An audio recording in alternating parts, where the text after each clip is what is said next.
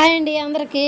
మా పిల్లలు పలావ్ అడిగారు. నేను అందుకని గోంగూర పలావ్ చేస్తానని చెప్పి చేస్తున్నా. ముందు కడాయి పెట్టుకొని కడాయి వేడెక్కనిచ్చి 2 స్పూన్లు ఆయిల్ వేసుకొని గోంగూర, పుదీనాకు, కొత్తిమీర, కరివేపాకు, ఉల్లిపాయ, పచ్చిమిరకాయలు, 2 టమాటాలు అన్నీ కోసేసుకోవాలి. కోసి పక్కన ప్లేట్కి పక్కన పెట్టేసుకోవాలి. పెట్టుకొని కడాయిలో నూనె వేసుకున్నాం కదా, నూనె వేడెక్కనిచ్చి అన్నీ నూనెలో వేసేసుకొని అల్లం వెల్లుల్లి పేస్ట్ కూడా వేసుకోవాలి. కొంచెం వేసుకొని బాగా వేయించుకోవాలి. గోంగూర పలావ్ సూపర్ ఉంటుంది. అన్నీ బాగా అల్లం వెల్లుల్లి పేస్ట్ పచ్చివాసన పోయిందాకా బాగా వేయించుకోవాలి. బాగా వేయించుకొని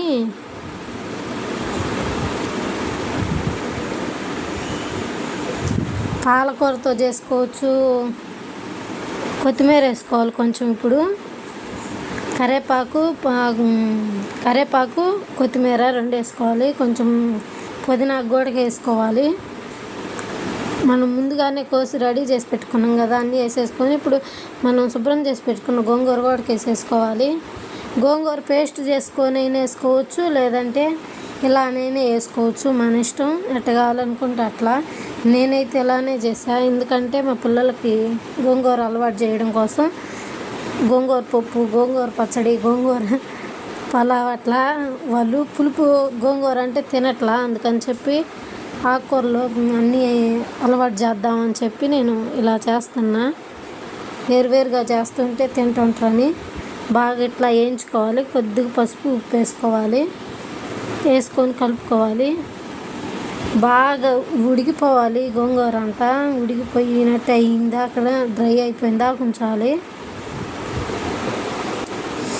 డ్రై అయిపోయిందా ఉంచుకొని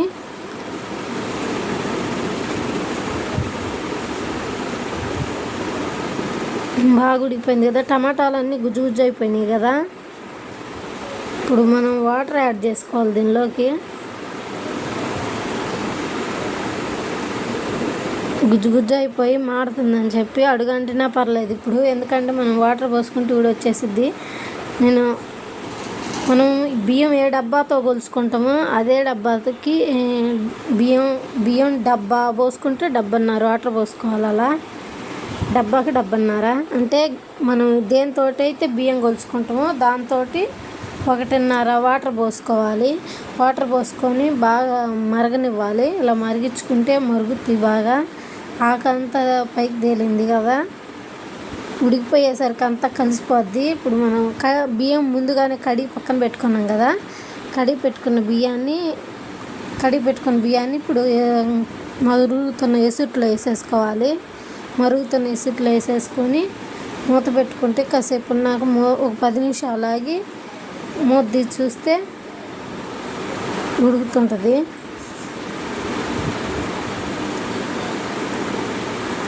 మూత పెట్టేసుకొని ఇప్పుడు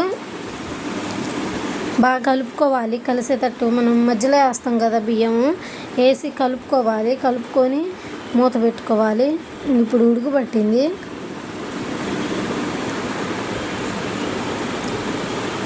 బాగా ఉడికించుకోవాలి. నేను మామూలు బియ్యమే వండుతున్నా, బాస్మతి రైస్తో నేను చేసుకోవచ్చు. ఇవి